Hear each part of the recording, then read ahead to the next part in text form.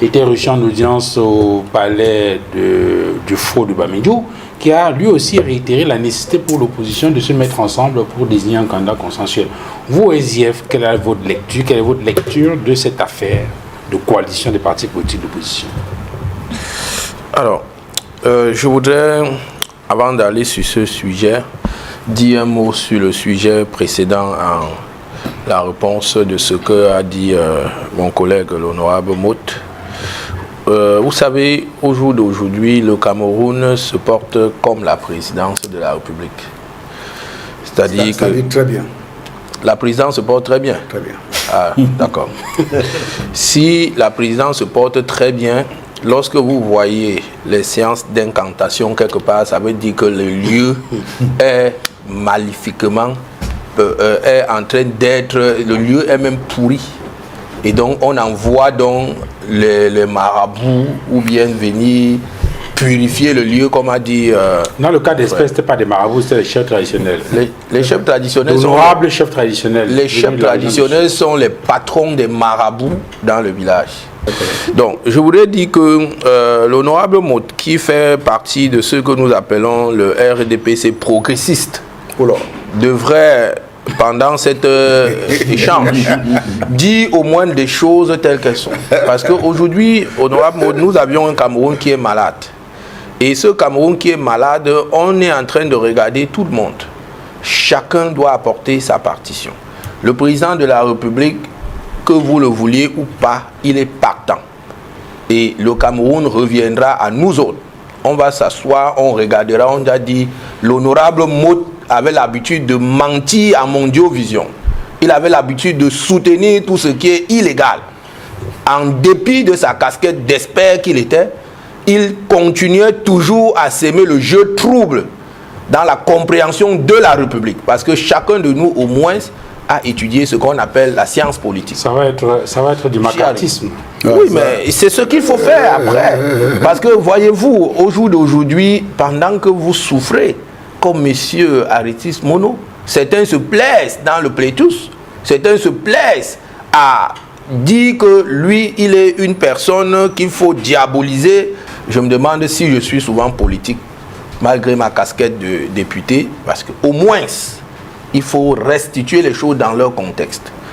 Lorsque la présidence de la République fait le maraboutage au mon Dieu vision de tout le monde, vous imaginez ce que le peuple peut subir. Aujourd'hui, on parle de coalition, l'Union pour le changement. Mais je voudrais vous dire que je suis parlementaire. Nous avions mis à l'Assemblée nationale une équipe qui s'appelait toujours Union pour le changement. Et donc, lorsque certaines personnes veulent prendre un peu de déjeuner, ils utilisent des noms et à la fin, vous ne comprenez même pas d'où ça sort. Qui sont ceux qui ont aujourd'hui engagé ce qu'on appelle l'Union pour le changement? J'entends même dire qu'on a même déjà choisi un candidat.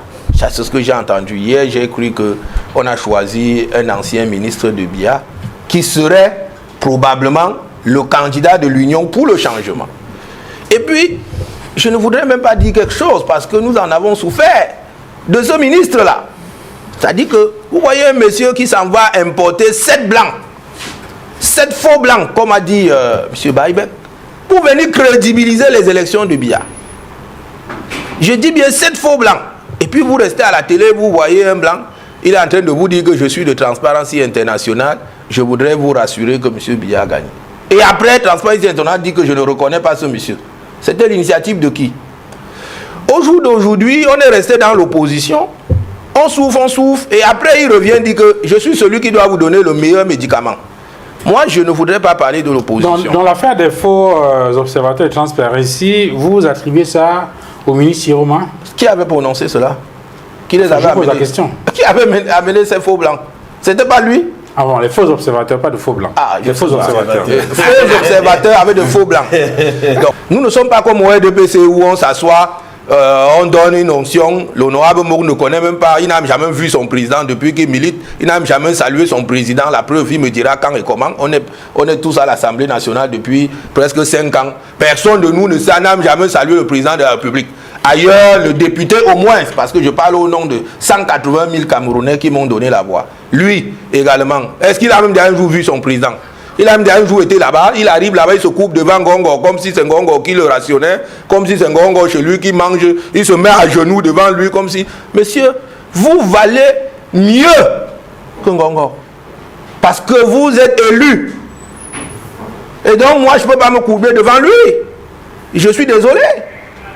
Je peux, à la limite, d'après la Constitution, me courber devant un chef de l'État régulièrement élu. Et vous le savez, même un ministre, je ne peux pas. Parce qu'il suffit qu'à 13 h, un autre décret qu'il a mis là, le déloge. Mais moi, monsieur, il n'y a personne. Il n'y a personne qui m'enlèvera là. Sauf ceux qui ont décidé de me mettre là-bas. Et je vais rester.